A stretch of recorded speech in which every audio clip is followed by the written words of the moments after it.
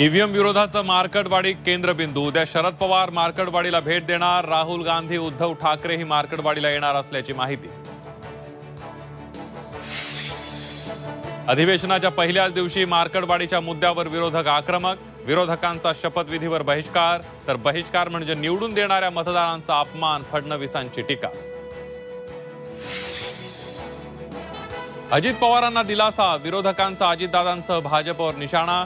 मला राजकीय अडचणीत आणण्याचा प्रयत्न। अजित पवारांचं विरोधकांना प्रत्युत्तर।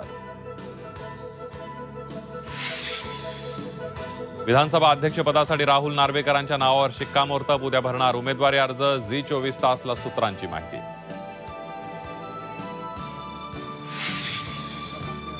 इंडिया आघाडी मी स्थापन केली। संधी मिळाल्यास आघाडीचं नेतृत्व करणार। ममता बॅनर्जी यांचं विधान।